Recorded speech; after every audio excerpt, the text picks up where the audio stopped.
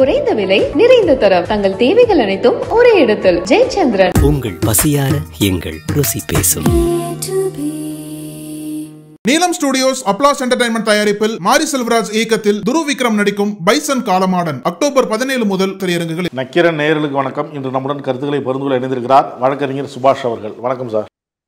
ஆணவ படுகொலைகளை தடுக்க ஓய்வு பெற்ற நீதிபதி KN பாட்ஷா தலைமையில் ஒரு ஆணையம் அமைக்கப்படுகிறது. இந்த ஆணையம் அனைத்து தரப்பு கருத்துக்களையும் கேட்டு ஒரு உரிய பரிந்துரைகளை தமிழ்நாடு அரசுக்கு வழங்கும். அந்த பரிந்துரைகளின் அடிப்படையில் உரிய நடவடிக்கை எடுக்கும் அப்படின்னு சொல்றாரு. நல்ல சட்டம் கொண்டு வரப்படும் அப்படின்னு சொல்லி முதலமைச்சர் சொல்றாரு. முதல் கட்டமாக இதை எப்படி பாக்குறீங்க? முதலமைச்சருடைய அறிவிப்பு வந்து காலதாமதமாக இருந்தா கூட சரியான அறிவிப்பு தான். அது வந்து கண்டிப்பா வரவேற்கத்தக்கது தான். போட்டிருக்கிற நபர் வந்து KN பாட்ஷா. இந்த மாதிரி ஃபீல்ட்ல இருக்கிற எல்லாத்துக்குமே வந்து KN பாட்ஷா நீதிபதி யாரு, அவர் எந்த அளவுக்கு வந்து மனிதாபிமானமான வழக்குகளை வந்து கொடுத்திருக்காரு, இந்த மாதிரியான அப்ரோச் வந்து இந்த மாதிரி கேசஸ்க்கு வந்து பார்க்கக்கூடிய நபர் எல்லாத்துக்குமே தெரியும். அந்த வகையிலையும் வந்து வரவேற்கத்தக்க விஷயம்தான். சில பேர் வந்து இலவசன் திவ்யா வழக்குல வந்து KN பாட்ஷா தான் வந்து ஜட்ஜா இருந்தாரு, அதனால அவரை மாத்தணுங்கிற மாதிரி கோரிக்கை எல்லாம் வச்சாங்க. ஆனா அதெல்லாம் கடந்து பார்க்க வேண்டிய டைம் லைன்ல நம்ம இருக்கிறோம்னு தான் நான் ஃபீல் பண்றோம். பள்ளிகள்ல சாதி பாகுபாடுகளை களையணும் அப்படின்னு சொல்லிட்டு ஓய்வு பெற்ற நீதிபதி சந்துரு தலைமையில் ஒரு கமிட்டி அமைக்கப்பட்டது. அவங்க போய் பல்வேறு இடங்களில் ஆய்வு பண்ணிட்டு சில பரிந்துரைகளை கொடுத்தாங்க. அந்த பள்ளி பேரில் அந்த சாதிகள் வரக்கூடாது, மாணவர்கள் கயிறு கட்டிட்டு வராங்க, அது ஒரு அடையாளமாக இருக்குது, அந்த மாதிரிலாம் இருக்கக்கூடாது உள்ளிட்ட பல்வேறு விஷயங்கள் அதில் குறிப்பிடப்பட்டிருந்தது. இதற்கு ஆதரவும் இருந்தது, எதிர்ப்பும் இருந்தது. சில பேர் எதிர்ப்பும் தெரிவித்தாங்க. இப்போ நீங்கள் பேசும்போது சொன்னீங்க KN பாட்ஷா வந்து ஏற்கனவே எப்படி நடந்துக்கிட்டார் அப்படின்லாம் சொன்னீங்க. இப்போ அவர் தலைமையில் இந்த ஆணையம் அமைக்கும் பொழுது சுதந்திரமாக பணியாற்ற முடியுமா? அது எப்படி பார்க்குறீங்க? ஒரு இது மாதிரி ஒன் மேன் கமிட்டி போடும்போது, ஒரு ஸ்பெஷல் லாக்காக வந்து போடும்போது பல பக்கம் இருந்து ரெக்கமெண்டேஷன்ஸ் வரும். அது மட்டும் இல்லை, இவங்களும் வந்து அவங்க அந்த ஜட்ஜஸும் அவங்க பர்சனல் எக்ஸ்பீரியன்ஸ்ல இருந்து அவங்க வந்து அந்த ஸ்டேக் ஹோல்டர்ஸை கன்சல்ட் பண்ணி, இல்ல அந்த ரிலவெண்டான இதுல ஏற்கனவே ஒர்க் பண்ண நபர்கள், பாதிக்கப்பட்ட நபருடைய வாக்குமூலங்களை வாங்கி இதெல்லாம் கருத்துல கொண்டு அவங்க வந்து ஏற்கனவே இருக்கக்கூடிய கிரிமினல் லால வந்து சொல்லப்பட்டிருக்கக்கூடிய விதிகளும் உச்சநீதிமன்ற வழிகாட்டுதல் இதெல்லாம் கருத்தில் கொண்டுதான் வந்து ஒரு சட்டத்தை வந்து எப்பயுமே வந்து உருவாக்குவாங்க. அந்த வகையில வந்து நீதியரசர் KN பாட்ஷா வந்து சிறப்பா பண்ணுவாருன்னு தான் வந்து எல்லாரும் பொதுவா நம்புறாங்க. இந்த இடத்துல வந்து சந்துரு அவர் வந்து ஒரு கம்யூனிஸ்ட் இடதுசாரி இயக்கத்திலிருந்து வந்தாரு. இடதுசாரி இயக்கத்திலிருந்து வந்ததுனால அவருக்கான அந்த சமூக புரிதல், அவர் வந்து அதை எப்படி பார்த்தாரு, எப்படி சாதி மதம் கடந்து வந்து பார்த்தாரு, எப்படி வந்து அதுக்கான அணுகுமுறை அவர் சார்பில் இருந்துச்சு, அதை எப்படி அவர் வந்து அவருடைய ரிப்போர்ட்ல எப்படி வச்சாரு அப்படிங்கிறது வந்து நம்ம எல்லாரும் பார்த்தோம். அந்த அளவுக்கு எஃபெக்டிவா KN பாட்ஷா அவர் வந்து இந்த ஒன் மேன் கமிஷன்ல இந்த ஸ்பெஷல் லா சம்பந்தமா அவர் பண்ணுவாருங்கிறது எல்லாருடைய நம்பிக்கையும். ஏன்னா அவர் பண்ணிதான் ஆகணும். ஏன்னா இந்த சட்டத்தை பொறுத்த வரைக்கும், ஸ்பெஷல் லாவை பொறுத்த வரைக்கும், ஸ்கூல்ல இருக்கிற சாதிய பாகுபாடுக்கும் இதுவுமே வந்து நீங்க இதுவரை சாதிய பாகுபாடா பார்க்க முடியாது. இந்த பிரச்சனையை பொறுத்த வரைக்கும், ஆணவ படுகொலை, ஆணவ வன்முறையை பொறுத்த வரைக்கும் இது வந்து ஒரு சாதிய பிரச்சனையை மட்டும் பார்க்க முடியாது.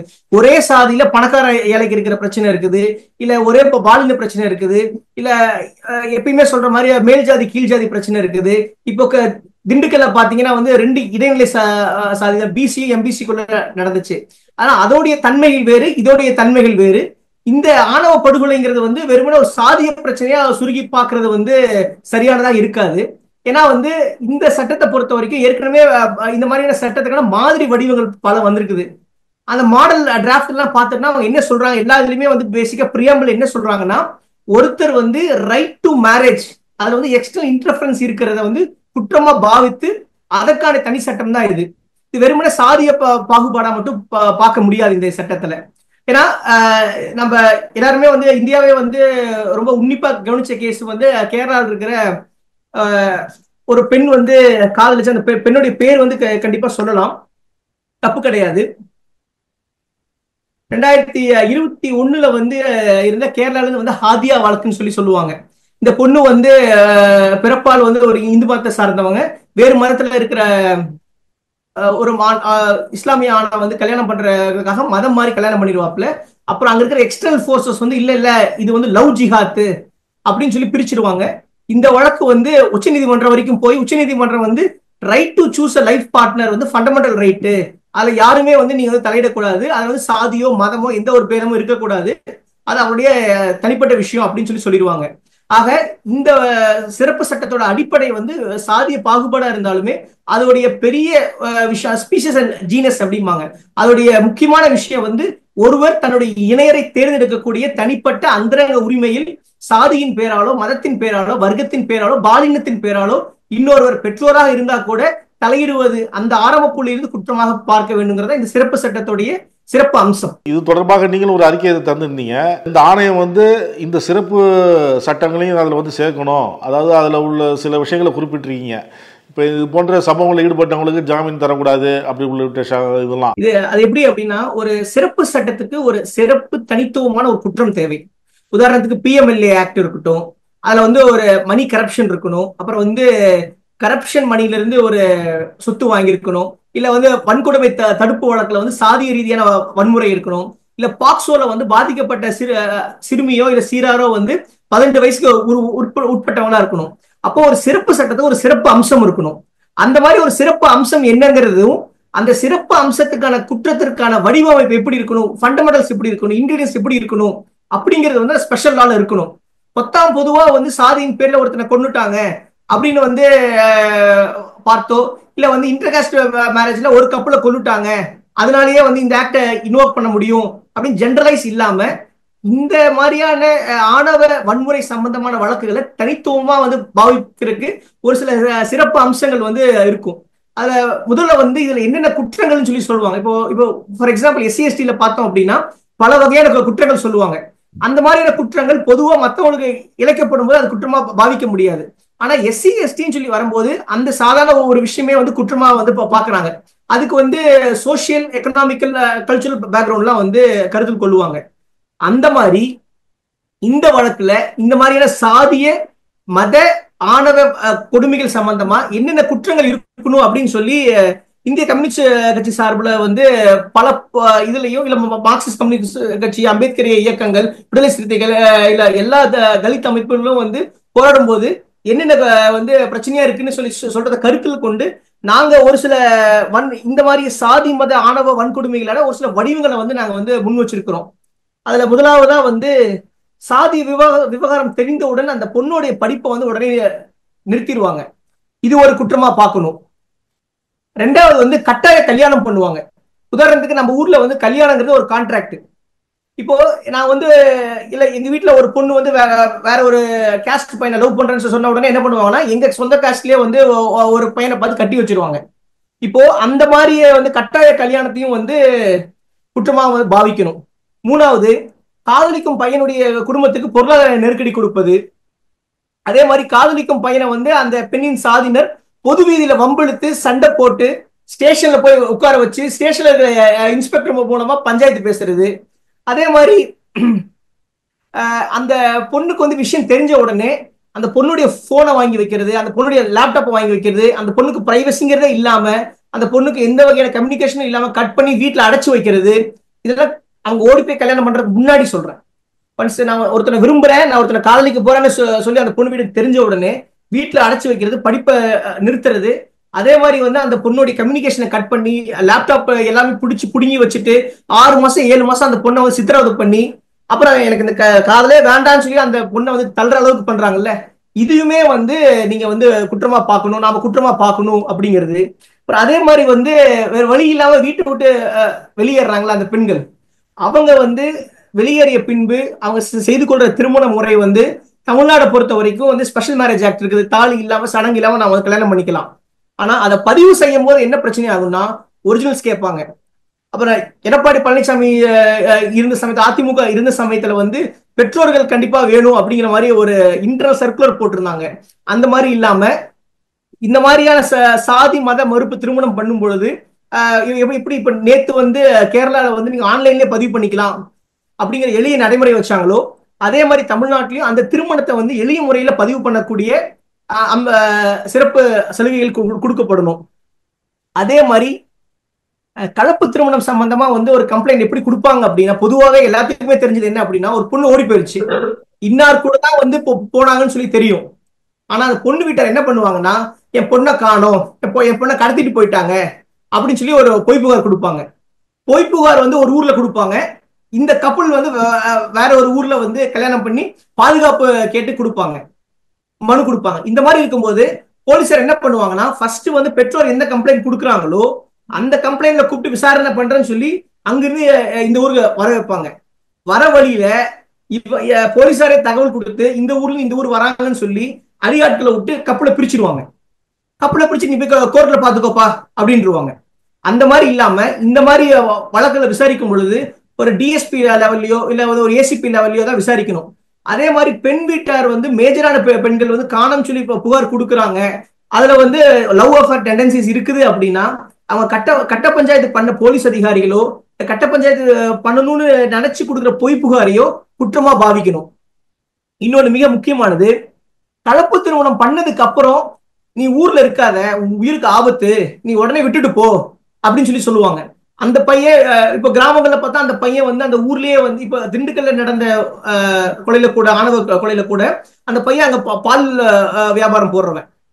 இப்ப அவனுக்கு அங்க வந்து இப்ப பாதுகாப்பு இல்லாத சூழ்நிலை இருக்குன்னு தெரிந்துமே போலீசார் எந்த வகையான தடுப்பு நடவடிக்கையும் எடுக்கல. இப்ப அந்த மாதிரி சூழ்நிலை என்ன பண்ணுவாங்கன்னா, இந்த ஊர்ல இருக்காத நீ போ அப்படின்னு சொல்லி சொல்றாங்க. என்ன ஆகும்னா அந்த கப்பலுக்கு வந்து ஒரு பொருளாதார நெருக்கடி வரும். அந்த கப்பல் வந்து ஏற்கனவே இருக்கக்கூடிய ஒரு எக்கனாமிக்கல் செட்டப்பை பிரேக் பண்ணி போக வேண்டிய சூழ்நிலை ஆயிடும். அப்ப அதையும் வந்து குற்றமா பாவிக்கணும். இன்னொன்னு மிக முக்கியமானது, அந்த பொண்ணு வந்து வெளியே போயிடுச்சு. வெளியே போனதுக்கு அப்புறம் ஸ்டேஷன்ல வச்சு பாரு உனக்கு வந்து ஆன்செஸ்டரா வரக்கூடிய சொத்து, உனக்கு இந்த இதுல சொத்து எதுவும் இல்லைன்னு சொல்லி எழுதி கொடு அப்படின்னு சொல்லி போலீஸ் ஸ்டேஷன்ல வச்சு பல இடங்கள்ல வந்து போலீசார் மிரட்டி வாங்கியிருக்கிறாங்க. அந்த மாதிரியான நடவடிக்கையிலையும் போலீசார் வந்து செய்யறாங்களோ இல்ல கட்ட பஞ்சாயத்தை வச்சு செய்யறாங்களோ அதுவுமே வந்து குற்றமாக பாவிக்க வேண்டும். இன்னொன்னு முக்கியமானது, சுப்ரீம் கோர்ட் வந்து 2 வழக்குல, ஆறுமுக சேர்வாய்ங்கிற வழக்குலையும் லதா சிங்கிற வழக்குலையும் இந்த மாதிரி கலப்பு திருமணம் செய்த தம்பதியினரை பாதுகாக்க வேண்டியது அரசுடைய கடமைன்னு சொல்லி தெளிவா கடுமையா வழிகாட்டுதல் சொல்லியிருக்குது. அது மட்டும் சொல்லாம இந்த மாதிரி கலப்பு திருமணம் செய்யறவங்களுக்கு எதிராக இருக்கக்கூடிய கட்ட பஞ்சாயத்து, காப் பஞ்சாயத்து சட்ட விரோதமானது, இதை வந்து கண்டிப்பா கலைக்கணும் அப்படின்னு சொல்லியிருக்கிறாப்புல. இது நம்ம எங்க பாக்குறோம் அப்படின்னா, எல்லா கண்ணகி முருகேசனுடைய வழக்குல கூட கண்ணகி முருகேசனை வந்து கொன்னுட்டு அவங்க வந்து அதை வந்து தற்கொலையா ஜோடிக்க முயற்சி செய்யும் பொழுது ஒரு போலீஸ்காரர் வராரு. அந்த போலீஸ்காரர் வரும்போது ஏற்கனவே அங்க ஊர் பஞ்சாயத்து இருக்குது. அப்போ ஒரு கொலை நடந்துருச்சு, இவ்வளவு பெரிய வன்கொடுமை நடந்துருச்சு, அது டபுள் மர்டர் நடந்துருச்சுன்னா வந்து அந்த போலீஸ்காரருக்கு தோணாம அவர் என்ன பண்றாரு, இல்ல ஊர் மக்கள்லாம் கூடி ஒரு பஞ்சாயத்து வச்சிருக்கிறாப்புல, நாங்க அதை தலையில வேணாம்னு சொல்லி கிளம்பி வந்துடுறாரு. அப்போ ஒரு கட்ட பஞ்சாயத்து நடக்குது, ஒரு ஊரையே சேர்ந்து ஒரு பஞ்சாயத்து பண்ணுது அப்படின்னா போலீஸ்காரங்கள அதுல தலையிடறதுக்கு பயப்படுறாங்க. இப்போ இந்த மாதிரியான சட்டவிரோத ஒன்று கூடுதல், இந்த மாதிரி கட்ட பஞ்சாயத்தை எல்லா வகையிலையும், ஏன்னா அது பல வடிவங்கள் இருக்கும். ஊராரெல்லாம் சேர்ந்து இருப்பாங்க, இல்ல குடும்பத்தில் இருக்கவங்க எல்லாம் சேர்ந்து கட்ட பஞ்சாயத்து பண்ணுவாங்க, இல்லைன்னா வந்து அந்த சாதி சங்க ஆட்கள்லாம் சேர்ந்து கட்ட பஞ்சாயத்து பண்ணுவாங்க. ஆக இந்த மாதிரியான கட்ட பஞ்சாயத்தோட தலையீடுகள் எல்லாமே வந்து கடுமையான குற்றங்களோட வந்து கடுமையான குற்றமாக பார்க்க வேண்டும். அந்த பெண்ணோட குடும்பத்தாரும் பையனோட குடும்பத்தாரும் நாங்க சங்கத்துல பேசிக்கிறோம் சொன்னா அந்த பையனும் பொண்ணும் தான் அதுல கணக்கே. பையனுடைய அம்மாவும் கணக்கு இல்ல, பொண்ணுடைய அம்மாவும் கணக்கு இல்ல, யாரும் கணக்கு இல்ல. ஏன்னா இந்த திருமணம், கலப்பு திருமணங்கிறதே வந்து சரியான வார்த்தை கிடையாது, அதாவது கன்வீனியன்ஸாக நான் வந்து பயன்படுத்துறோம். ஆனா இந்த மாதிரியான 2 பேர் வந்து கல்யாணம் பண்ணிக்கிறேன்னு சொல்லி சொல்லும் பொழுது ஒரு விஷயம் இது எப்படி பார்க்கணும் அப்படின்னா, வெறுமனே பர்சனல் லாவா பார்க்க கூடாது, வெறுமனே வந்து ஒரு சொத்து பிரிக்கிற கேஸ் மாதிரி பார்க்க கூடாது, ஒரு ஃபேமிலி பிரச்சனை மாதிரி பார்க்க கூடாது. ஒரு தனி மனித உரிமை, இந்தியன் கான்ஸ்டிடியூஷன்ல சரத் 21ல ரைட் டு லைஃப்ல எனக்கு பிடித்த இணையரை தேர்ந்தெடுக்கும் உரிமை எனக்கு இருக்குது, அந்த உரிமையை பாதுகாக்கும் கடமை அரசுக்கு இருக்குன்னு சொல்லி இருக்குது. அது அடிப்படையில அந்த கண்ணோட்டத்துல இதை பார்க்கணும். இதை பார்க்கும் பொழுது இந்த உரிமைக்கு எதிரா அப்பா வந்தாலோ அம்மா வந்தாலோ தம்பி வந்தாலோ மாமா வந்தாலோ யாரு வந்தாலும் குற்றம் தான், எந்த வடிவுல வந்தாலும் குற்றம் தான். அதனால இந்த கட்ட பஞ்சாயத்துல வந்து யாரு பங்கேற்றாலுமே அது வந்து தப்பு தான். ஏன்னா அந்த பொண்ணு வந்து நல்லவனை செலக்ட் பண்ணுதா கெட்டவனை செலக்ட் பண்ணுதான்னு சொல்லி நீங்க அட்வைஸ் பண்றது வேற, ஆனா அதுக்காக நீங்க ஒரு ஆக்ட் பண்ணி அந்த பொண்ணை பிரிக்கிறது இருக்கு பாத்தீங்களா, அது வந்து அந்த பொண்ணோடதோ இல்ல அந்த பையனோட தனிப்பட்ட உரிமையை வந்து பாதிக்குது. இந்த மாதிரியான திருமணங்கள் செய்து கொண்ட பிறகு அந்த ஊர்ல இருக்கிற ஊர் திருவிழாலையோ இல்ல வந்து விசேஷத்துலயோ வந்து அவங்க அழைக்க மாட்டாங்க. இப்போ எங்க ஊர்லயே வந்து ஈரோடு பக்கம் அந்த பக்கம் வந்து ஒரு கோயில்ல வந்து இன்டர்காஸ்ட் மேரேஜ் பண்ணவங்களோ இல்ல சாதிக்கு வெளியே பண்ண ஆட்களையோ ஊருக்கு அந்த அந்த கோயில்ல வந்து சேர்த்துல இத்தனை அவங்ககிட்ட வரியும் வாங்கல. ஏன்னு கேட்டா உங்க உங்க வீட்டுல வந்து ஒருத்தவங்க வந்து கலப்பு திருமணம் பண்ணிட்டாங்க, அதனால நான் சேர்த்த மாட்டேன் அப்படிங்கிறாங்க. அப்போ இந்த மாதிரியான நடவடிக்கை வந்து இப்போ வன்கொடுமை வழக்குல வந்துடும். ஆனா வந்து இடைநிலை சாதிகளுக்குள்ள இருக்கிறாங்க அப்படின்னா அதுவும் வந்து பிரச்சனையா வந்துடும். இப்போ இந்த மாதிரியான ஒதுக்குதல் சோசியல் எக்ஸ்க்ளூஷன் இருக்கு பாத்தீங்கன்னா, சொசைட்டி வந்து எக்ஸ்க்ளூட் பண்றது கலப்பு திருமணத்துக்காக, அதாவது வந்து சாதி மறுப்பு மத மறுப்பு திருமணத்திற்காக, அதையுமே வந்து ஒரு குற்றமா பாவிக்கணும். அதே மாதிரி இன்னொன்று மிக மிக முக்கியமான ஒரு விஷயமா நான் கருதுறது என்ன அப்படின்னா, இந்த மாதிரி கலப்பு திருமணம் பண்ணி வந்து வரவங்களுக்கு வந்து சிட்டில வீடு கிடைக்காது. ஊர்ல பிரச்சனை இருக்குது, ஏதாவது அந்த பையன் மேல வந்து ஏதாவது கேஸ் இருந்தா வேலை கிடைக்காது. அப்புறம் அந்த பையனுக்கோ இல்ல அந்த பொண்ணுக்கோ ஏற்கனவே வேலை இருந்துச்சு அப்படின்னா எந்த வகையான சட்ட பாதுகாப்பும் இல்லாத காரணத்தினால அவங்க வந்து இருக்கிற வேலையும் இழக்கக்கூடிய நிலைமை வரும். அந்த பொண்ணு படிச்சுட்டு இருக்கிறாப்புல, ஹையர் ஸ்டடிஸ் படிச்சுட்டு இருக்கிறாப்புல அப்படின்னா இந்த ஊர்ல கொடுக்குற ப்ரெஷர்னால அந்த படிப்பு பாதியில விடுற மாதிரி வரும். இப்ப இந்த மாதிரியான ஒரு விஷயங்களுக்கும் யாரு காரணம் அப்படிங்கறத வந்து கண்டறிந்து தனிப்பட்ட முறையில அதுக்கான உதவித்தொகையோ ஊக்கத்தொகையோ இல்ல வந்து அதுக்கான திட்டமோ வந்து வழிவகுக்கணும். அதே மாதிரி இந்த மாதிரியான தம்பதிகள் இந்த மாதிரியான கப்புள்ஸ் வந்து ஒரு போலீஸ் ஸ்டேஷன்ல போய் கம்ப்ளைண்ட் கொடுக்குறாங்கன்னா அதை வந்து உரிய பாதுகாப்பு வழங்கிட வேண்டும். ஏன்னா இப்போ நான் வந்து உயர்நீதிமன்றத்தில் பிராக்டிஸ் பண்றேன். நான் இங்க பாக்குற 10 ஆட்கொணர்வு HCP வழக்குல ஒரு 5 வழக்காட்சி எப்படி இருக்கும் அப்படின்னா, கல்யாணம் பண்ணுவாங்க, கல்யாணம் பண்ண தகவல் போலீஸ் மூலமா பெற்றோருக்கு தெரியும், பெற்றோர் ஆட்களை கூட்டிட்டு அடிச்சு புடிங்கிட்டு போயிருவாங்க, பிரிச்சு எடுத்துட்டு போயிருவாங்க. அப்புறம் வந்து அந்த பையன் அங்க போய் இங்க போய் கடைசியில வந்து HCP போடுவாப்புல, HCPல வந்து அந்த பொண்ணை கூப்பிட்டு கேட்பாப்புல, HCP போட்டு நம்பர் ஆகி விசாரணைக்கு வந்து நோட்டீஸ் எடுத்து அவங்க வந்து இங்க அப்பீர் ஆகிறதுக்குள்ள அந்த பொண்ணை போட்டு சித்திரவதை பண்ணி இல்லாத கொடுமை பண்ணி கோர்ட்ல வந்து அவங்க என்ன சொல்லுவாங்க, எனக்கு அந்த பையன் கூட நான் வந்து போனேன், இப்ப எங்க அப்பா அம்மா கூட போகதான் விருப்பப்படுறேன், நான் கல்யாணம் எல்லாம் பண்ணல அப்படின்ட்டுருவாங்க. அப்போ இந்த மாதிரியான ஒரு சூழ்நிலை இருக்குது. இதுக்கு என்ன காரணம்? போலீசார் உரிய நடவடிக்கை எடுக்கலங்கிறத தாண்டி போலீசார் சட்ட விரோதமா செஞ்சாங்க அப்படிங்கிறதா காரணம். இளவரசன் திவ்யா வழக்குல பார்த்தோம், எத்தனையோ வழக்குல வந்து நாங்க ஆட்கொணர் மனுவே வந்து பவானி ராஜசக்தின்னு ஒரு பையன், இதே மாதிரியான வழக்குகள் தான். ஆக இந்த மாதிரியான சிறப்பு அம்சம் கொண்ட தனித்துவமான குற்றங்கள் இருக்கிறதெல்லாம் வந்து கண்டறிந்து ஏற்கனவே நடந்த நிகழ்வுகளின் அடிப்படையில் வந்து குற்றங்களை வந்து தனித்தனியாக வகுக்க வேண்டிய அவசியம் சிறப்பு சட்டத்துக்கு இருக்கு. இந்த பரிந்துரையில தமிழ்நாடு அரசு ஏற்று தனி சட்டம் இயற்ற முடியுமா? இப்ப அது வந்து ஒன்றிய அரசினுடைய ஒப்புதல் வேணுமா? இல்ல, அதாவது சட்டம் இயற்றுறது வந்து யூஸ்வலா வந்து கன்கரண்ட் லிஸ்ட்னு சொல்லுவாங்க. சில விஷயங்கள் வந்து ஸ்டேட் லிஸ்ட் ஸ்டேட் பண்ணணும், சில இது வந்து ஒன்றிய அரசு பண்ணணும், சில இது வந்து ஸ்டேட்டும் பண்ணலாம் சென்ட்ரும் பண்ணலாம். Concurrent list. இப்ப ராஜஸ்தான்ல இதுக்கான தனி சட்டம் இருக்குது. அது மாதிரி இந்த ஸ்டேட்டு இந்த தமிழ்நாடு ஸ்டேட்டுக்கு இதுக்கு முழு அதிகாரம் இருக்குது. அது கன்கரண்ட் லிஸ்ட்ல வந்து ஸ்பெஷல் லா ஃபார் எனிதிங். இப்போ டான்பிட் ஆக்ட் நம்ம ஒன்று கொண்டு இருக்கிறோம். இந்த டெபாசிட்டர்ஸ் வந்து ஃப்ராட் பண்ணாங்க அப்படின்னா டான்பிட் ஆக்ட் இருக்குது. அதே மாதிரி வந்து இந்த கந்து வெட்டிக்கெல்லாம் தனி சட்டம் இருக்குது. தமிழ்நாடு உமன் ஹராஸ்மெண்ட் ஆக்ட் இருக்குது, TNPPDL ஆக்ட் இருக்குது. அதனால இந்த குற்றத்தை பொறுத்த வரைக்கும் சிறப்பு சட்டம் இயற்றுவதற்கு தமிழக அரசுக்கு எல்லா அதிகாரமும் இருக்கு, கடமையும் இருக்கு. சட்டங்கள்லாம் தண்டனை சட்டங்கள் கீழே தான் வரும், ஒன்றிய அரசுடைய ஒப்புதல் இல்லாம ஏற்ற முடியாது அப்படின்லாம் சிலர் சொல்றாங்க. இப்போ இது ஒன்றிய அரசுக்கு பார்வைக்கு போனா ஒன்றிய அரசு இது ஒத்துக்கொள்ளுமா, அனுமதிக்குமா? அதான் அந்த கவர்னர் பில்ல வந்து தமிழ்நாடு கவர்னர் வந்து பயங்கரமா வந்து சுப்ரீம் கோர்ட்ல வந்து அடி வாங்கினாரு. அதனால அவங்க ஒப்புக்கொண்டுதான் ஆகணும். இவங்க வந்து சட்டமன்றத்துல வந்து இயற்றுறாங்க அப்படின்னா அவங்க அசென்ட் கொடுத்துதான் ஆகணும்.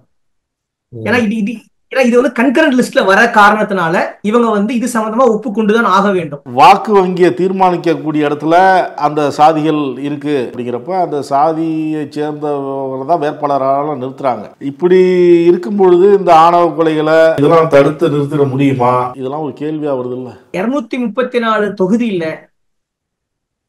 சில கம்யூனிஸ்ட் கட்சி உறுப்பினர்கள் வீட்டை தவிர சில இடதுசாரி முற்போக்கு அம்பேத்கரிய அமைப்புகளில் இருந்த பிரதிநிதிகளை தவிர, எல்லாரும் சொல்லல, சிலரை தவிர MLA MPs, முக்கியமா வந்து திமுக அதிமுக MLA MPs அவங்க வீட்டுல இருக்கிற கலப்பு திருமணத்தை எதிர்த்து போலீஸை வந்து தவறா பயன்படுத்தியிருப்பாங்க எல்லாருமே. அதனால அவங்களுக்கு வந்து தனிப்பட்ட முறையில எந்த விருப்பு வெறுப்பு இருந்தா கூட சாதிய மத ஆணவ குற்றங்களுக்கு எதிராக சிறப்பு சட்டம் வரும் பொழுது ஒரு அரசாக திமுகவுக்கு வந்து அதுக்கான சிறப்பு சட்டத்தை தனி சட்டத்தை இயற்றுவதற்கான கடமை இருக்குது. அந்த அழுத்தத்தை இடதுசாரி அம்பேத்கரிய அமைப்புகள் தொடர்ந்து கொடுத்துட்டு தான் வராங்க. அவங்க அதை தவிர்த்து போகக்கூடிய நிலையில கிடையாது. இந்த சிறப்பு சட்டம் கோர்ட்டுக்கு போகும்போது அது சிறப்பு அம்சங்கள் என்னவா இருக்கணும்? நான் முன்னாடியே வந்து என்னென்ன செயல்கள் வந்து குற்றமா இருக்குன்னு சொல்லி சொன்னேன். இப்போ வெறுமன குற்றம் மட்டும் பத்தாது.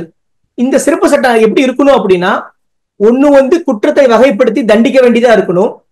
பாதிக்கப்பட்டவங்களுக்கு வந்து பாதுகாப்பு வழங்க வேண்டிய பிரிவென்டிவ் லாவாவும் இருக்கணும். மூணாவது வந்து பாதிக்கப்பட்டவங்களுக்கு வந்து உதவக்கூடிய அஃபர்மேட்டிவ் ஆக்ஷனாவும் இருக்கணும். மூணு கலந்துதான் இருக்கணும்.